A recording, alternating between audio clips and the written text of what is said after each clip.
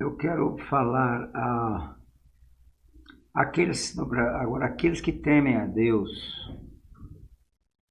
Não importa a sua religião, você é uma pessoa que teme a Deus, né? Deus, você respeita a Deus. Você tem mais do que respeito, você tem temor de Deus, né? E vejam o que aconteceu com a Igreja Romana, com o romanismo, ou Igreja Católica Apostólica Romana. Veja o que aconteceu com ela.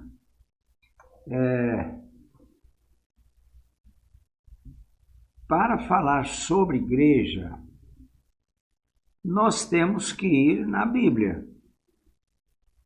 E só na Bíblia, e ver o que aconteceu na Bíblia em relação à igreja.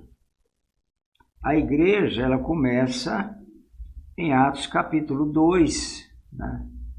Quando em Pentecoste, o Espírito Santo desce em Pentecoste, né? E ali tem muitas nações, ali todas judias que vieram ali naquela época, né? E houve o falar em línguas. Esse falar em línguas iniciou em Atos capítulo 2. Não existe o falar em línguas no Velho Testamento, né? Mas ali sim, o Espírito Santo levou milhares de pessoas a falar em línguas estranhas. E ali começa então a igreja de Jesus, a igreja que ele instalou. Ele volta para o céu e envia o Espírito Santo. 10 dias depois que ele voltou para o céu, ele enviou o Espírito Santo. Em Atos 2, inicia-se a igreja dele, né? A igreja de Jesus. Essa igreja tinha uma incumbência o Senhor fala assim, no instante em que ele voltou para o céu, ele fala, mas sereis minhas testemunhas, tanto em Jerusalém, quanto em toda a Judéia e Samaria, e até os confins da terra, né?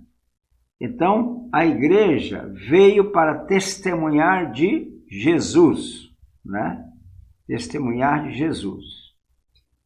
Então, isso é a igreja, que está no Novo Testamento, no livro de Atos, etc. Isso é igreja, né? Ela veio, foi batizada no Espírito Santo, o Espírito Santo batizou, e ela começou a pregar o Evangelho a todas as nações da terra.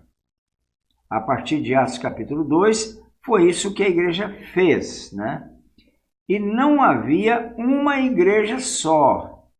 Era a igreja de Jesus em Jerusalém, em Éfeso, em Antioquia. Era a igreja de Jesus em uma cidade, né?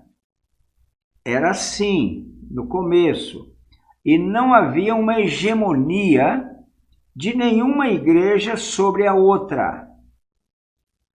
Quando nós vemos lá em Jerusalém uma consulta que se fez sobre uma doutrina, está aqui em Atos capítulo 15, houve uma situação em Antioquia, uma discussão, alguns disseram que tinha que circuncidar para ser salvo, outros diziam que não.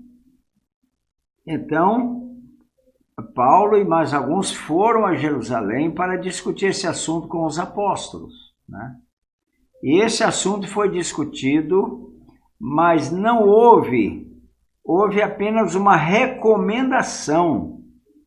Nunca houve uma igreja que governasse a outra no Novo Testamento, nem na igreja primitiva. Não havia isso. Uma que governasse a outra, né? Não havia papa. Eu vou mostrar para vocês que Pedro nunca foi papa. Papa significa papai, né? Então, significa pai, papa, pai, papai, né? Isso, papa é uma pessoa que governa hoje uma igreja universal. Isso não tem no Novo Testamento e não tem na igreja primitiva Isso só aparece no início do século IV. 3 séculos depois que a igreja começou, é que a ideia de um governo universal, de uma igreja única, começou a surgir, né? Jesus fala aqui em Mateus 23, a ninguém sobre a terra chameis vosso pai, mas o Papa é chamado de pai, né? O padre é pai, né? Chamado de pai. Pode ser pai, mas não pode ser chamado de pai, mas aqui o Papa é chamado de pai, né? Então há uma série de distorções. Diz que o Papa é sucessor de Pedro. Escuta, quem falou isso? Não existe isso na Bíblia. Papa Pedro nunca foi Papa. Nunca foi.